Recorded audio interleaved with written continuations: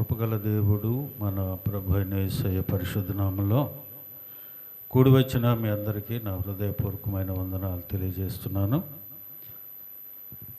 కొద్దిసేపు దేవుని మాటలు విందాం. పరిశుద్ధ గ్రంథము నుండి యోహాను సువార్త 1వ అధ్యాయము 14వ అధ్యాయము 1వ వచనం మరియు 27వ వచనాన్ని చదువుకుందాం. యోహాను సువార్త 14వ అధ్యాయము 1వ వచనం మరియు 27వ వచనం. మీ హృదయములను కలవరపడనీయకుడి, దేవుని యందు విశ్వాసముంచుచున్నారు, నా యందును విశ్వాసముంచుడి. చిన్న ప్రార్థన చేసుకుందాం. కృపగల దేవ, మీకు వందనాలు. ఈ చదవబడిన లేఖన భాగాన్ని వివరించే జ్ఞానం నాకు లేదయ్యా. మీ సిలువ చాటును నన్ను మరుగుపరుచుకొని నీ మాటలతో మా హృదయాలు నింపి నీ వాక్యానుసారంగా జీవించే కృప మాకు అనుగ్రహించి మహిమ పొందండి. మా ప్రభు అయిన యేసు నామమున అడుగుతున్నాను తండ్రి, ఆమేన్. ప్రియమైన దేవుని బిడ్డలారా, చదవబడిన లేఖన భాగంలో యేసు ప్రభు వారు చెప్తున్నారు, మీ హృదయాలను కలవరపరచనీయకుడి, దేవుని యందు విశ్వాసముంచారు, నా యందును విశ్వాసముంచుడి అని సెలవిస్తూ ఉంది. అవునండి, ఈ దినాలలో మనుషులలో కలవరము మొదలవుతూ ఉంది. అది దేవుని గురించిన కలవరం కాదు. ఎందుకు మనుషునికి కలవరాలు వస్తాయి అని మనం ఆలోచన చేస్తే, కుటుంబ యజమానుడు ఆలోచిస్తాడు, ఈ కుటుంబాన్ని ఎలాగో నేను లాక్కు రావాలి, పరిస్థితులేంటి, బిడ్డల్ని ఎలాగా తీర్చిదిద్దాలి, ఎలాగ ప్రయోజకులను చేయాలి, వెనక ముందు మనకేమీ లేదు, కష్టపడుకుని బతకాలి అన్న రీతిలో కలవరపడతా ఉంటాడు. అలాగనే అనారోగ్య పరిస్థితి సంభవించింది అనుకోండి, అయ్యయ్యో కష్టపడేవాడు నేనే మంచం ఎక్కాను, లేదా నా యజమానురాలు మంచం ఎక్కింది, ఈ స్థితి నుంచి మమ్మల్ని ఏంటి మా పరిస్థితి అన్నట్టుగా కలవరపడుతూ ఉంటాడు. అందుకే ఏబు గారు కూడా అంటాడు, శ్రమ కలుగుగా నీవు దుఃఖాక్రాంతుడవైతివి, అది నీకు తగలగా నీవు కలవరపడుచున్నావు అని అంటాడు. కలవరం వస్తుంది. ఏంటి పరిస్థితి, ఈ దుస్థితికి కారణం ఏంటి, ఈ కలవరానికి కారణం ఏంటి అని ఆలోచించుకొని నడుచుకోవట్లేదు మానవుడు. అలాగనే మనం నిద్రపోతూ ఉంటాం, ఏదో ఒక కళ మనకు కలుగుతూ ఉంటుంది కదా. ఆ కళ కలిగిన తర్వాత ఉదయాన్నే లేచి ఏంటి ఈ కళ వచ్చింది, ఏం జరుగుద్దో నా కుటుంబంలో, లేదా నా పరిస్థితి ఏంటో ఏమవుద్దో అంటూ ఉంటాం. అలాగనే ఒక విశ్వాసి ఉన్నాడు, దేవుని సన్నిధిలో ప్రార్థిస్తూ ఉంటాడు. ఒక దర్శనాన్ని చూశాడు అని అనుకోండి, ఆ దర్శనాన్ని చూసి కలవరపడతా ఉంటాడు. ఏంటి దీని అర్థమేమో మనకు తెలియదు, ఏంటి దీని భావం ఏంటి, దీని పరిస్థితి ఏంటి. ఇలాగున ప్రతి వ్యక్తి కలవరం కలిగి ఉంటాడు అని దేవుని వాక్యం అంటూ ఉంది. కానీ దేవుడు అంటూ ఉన్నాడు, అబ్బాయి మీరు కలవరపడవలసిన అవసరం లేదు, దేవుని యందు విశ్వాసం ఉంచారు కదా, నా యందును విశ్వాసం ఉంచండి. కలవరం మీ హృదయాల్లో ఉండటానికి వీల్లేదు. శాంతిని మీకు అనుగ్రహించ వెళుతున్నాను, నా శాంతినే మీకు అనుగ్రహించుచున్నాను, లోకమిచ్చినట్టుగా నేను మీకు అనుగ్రహించట్లేదు, మీ హృదయములను కలవరపడనీయకుడి అని అంటా ఉంది. ప్రియమైన దేవుని బిడ్డలారా, ఒకవేళ ఇప్పటి వరకు మన హృదయాలు కలవరం చెంది ఉండొచ్చు. ఏంటి నా పరిస్థితి, ఏంటి నా ఆధ్యాత్మిక పరిస్థితి, ఏంటి నా కుటుంబ పరిస్థితి, ఏంటి నా బిడ్డల పరిస్థితి అని అనుకోవచ్చు. ఆయన అంటాడు, నేనున్నానుగా, నువ్వు కలవరపడవలసిన పనేమిటి, శాంతిని మీకు అనుగ్రహిస్తున్నాను, నా శాంతినే మీకు అనుగ్రహిస్తున్నాను. హల్లెలూయా. కనుక ప్రియమైన దేవుని బిడ్డలారా, ఈ కలవరం మనిషి కలిగి ఉంటే జరిగేది ఏంటో తెలుసా అండి? చూడండి, రోమపత్రిక 6వ అధ్యాయం 12వ వచనంలో, కాబట్టి శరీర దురాశలకు లోబడినట్లుగా చావునకు లోయిన మీ శరీరమందు పాపము ఏలనీయకుడి. హల్లెలూయా. కలవరం పడ్డావనుకో, ఒకవేళ శరీరానికి పాపం ఏలటానికి తావివ్వవాకు. పాపము ఏలనీయకుడి మీ శరీరాలలో. హల్లెలూయా. ప్రియమైన దేవుని బిడ్డలారా, అంతేకాదు సమూయేలు, మొదటి సమూయేలు 2వ అధ్యాయం 3వ వచనంలో కూడా, యెహోవా అనంత జ్ఞానియగు దేవుడు, ఆయనే క్రియలను పరీక్షించువాడు. ఇకను అంత గర్వపు మాటలాడకుడి, గర్వపు మాటలు నీ నోట రానియ్యకుడి. ఏం మాట్లాడతావో తెలీదు, గర్వపు మాటలు నీ నోట రావటానికి వీల్లేదు అని దేవుని వాక్యం సెలవిస్తుంది. పాపాన్ని ఏలటానికి నీ శరీరాన్ని ఇవ్వకూడదు, గర్వపు మాటలకు మాట్లాడటానికి మాట ఇవ్వకూడదు. అంతేకాదు రోమపత్రిక 14వ అధ్యాయం 16వ వచనంలో, మీకున్న మేలైన దానిని దూషణ పాలు కానీయకండి. దేవుడు నీకు మంచి విశ్వాసాన్ని ఇచ్చాడు, శాంతిని సమాధానాన్ని మీకు అనుగ్రహించాడు, పరిశుద్ధాత్మ దేవుణ్ణి నీకు అనుగ్రహించాడు. ఆయన వచ్చి మిమ్మలను సర్వసత్యంలోనికి నడిపిస్తాడు అని చెప్పాడు. వీటన్నిటినీ పొందుకున్న నీవు కలవరపడతావు దేనికి? కలవరాలు మన హృదయాల్లో ఉండటానికి వీలు లేదు. హల్లెలూయా. ఎఫెసీ పత్రికలో 5వ అధ్యాయం 6వ వచనంలో అంటాడు, వ్యర్థమైన మాటల వలన ఎవడు మిమ్మల్ని మోసపరచనీయకుడి, ఇట్టి క్రియల వలన దేవుని ఉగ్రత అవిధేయులైన వారి మీదకి వచ్చును అని అంటాడు. వ్యర్థమైన మాటలు మన నోట రావటానికి వీల్లేదు. ఆ కలవరంలో ఏమేం మాట్లాడుతావు నీకు తెలియదు, అలాగున నీ ఉండటానికి వీల్లేదు. దుర్భాష అయినా నీ నోట మాట రావటానికి వీల్లేదు, దూషణ మాటలు రావటానికి వీల్లేదు, గర్వపు మాటలు రావటానికి వీల్లేదు, నీ శరీరం పాపం ఏలటానికి వీల్లేదు. మరి ఏముండాలి మన హృదయాలలో? కొన్ని విషయాలు చెప్పి దేవుని వాక్యాన్ని ముగిస్తాను. చూడండి, మొట్టమొదటిగా మన హృదయాల్లో ఉండవలసింది వాక్యం.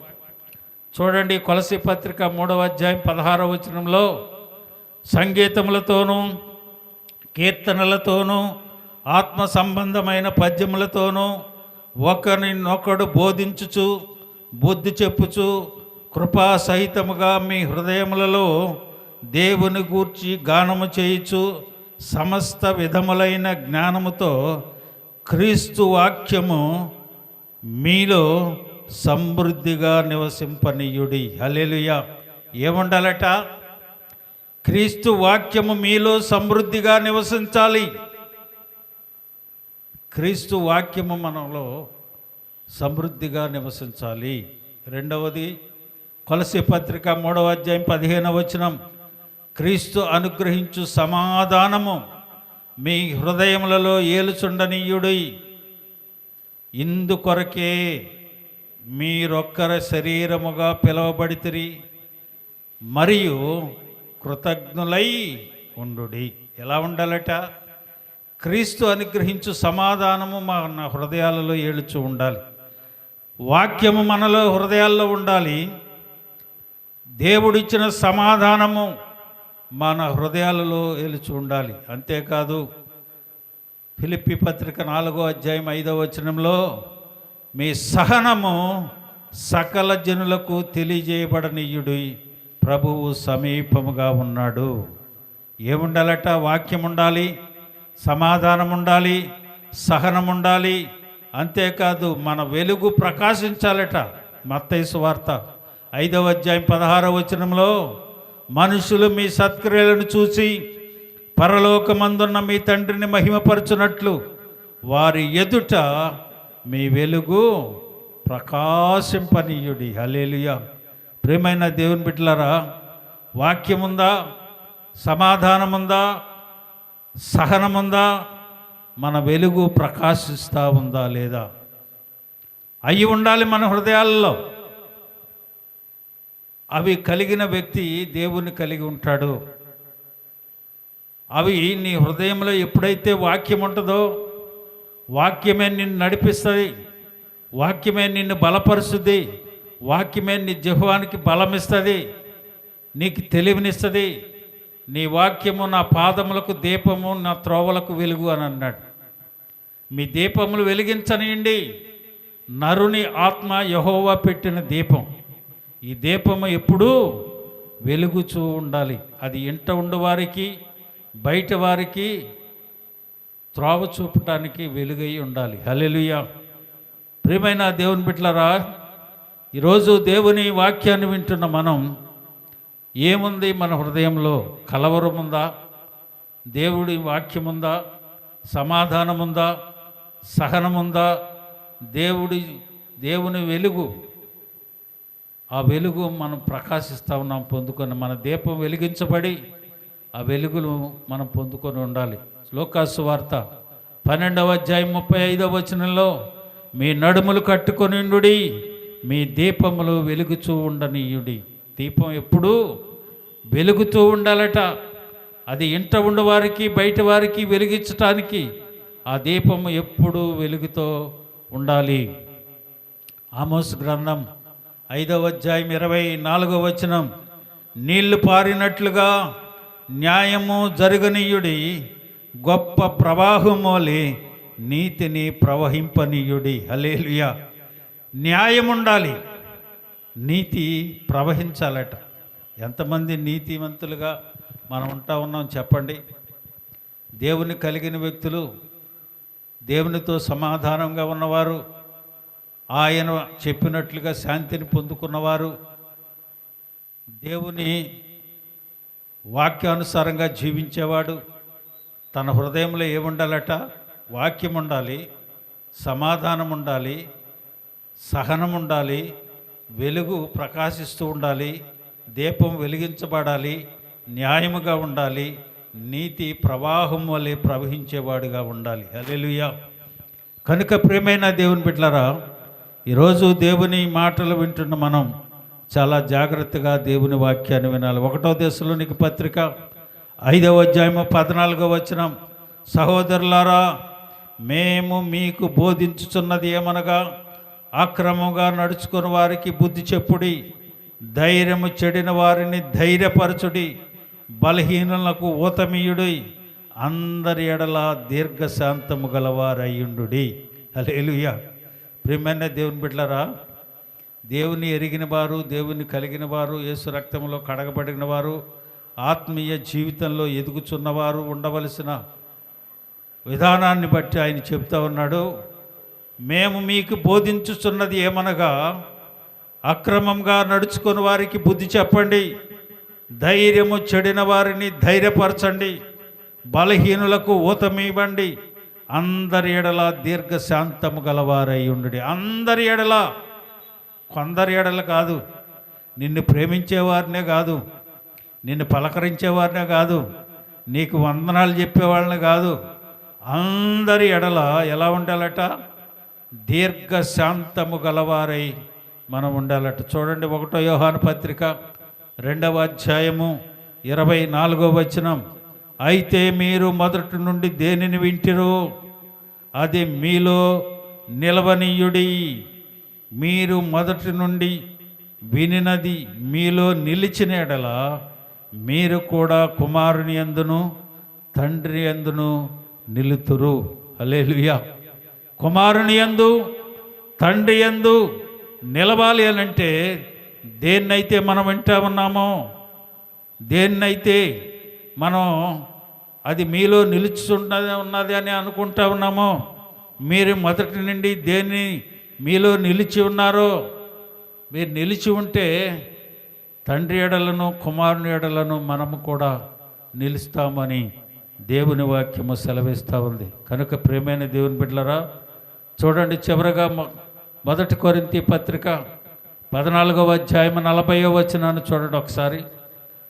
1 కొరింథీ పత్రిక 14వ అధ్యాయం 40వ వచనం, సమస్తమును మర్యాదగాను క్రమముగాను జరిగించనీయుడి.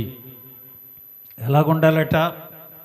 సమస్తం ఎలా ఉండాలట? మర్యాదగాను క్రమముగా దేవుడు ఏదైతే ఒక క్రమాన్ని మనకు నియమించి చెప్పే క్రమంగా నడమని చెప్పాడో అలాగనే సమస్తము మర్యాదగాను క్రమముగాను జరిగించుచు దేవునిలో మనం ఎదగాలి. ఎలా ఉండాలి? మొదటిగా ఏముండాలి మన హృదయాలలో? వాక్యం ఉండాలి, సమాధానం ఉండాలి, సహనం ఉండాలి, వెలుగు ప్రకాశిస్తూ ఉండాలి, మన దీపాలు వెలగాలి, న్యాయముగాను నీతిగాను ఉండాలి.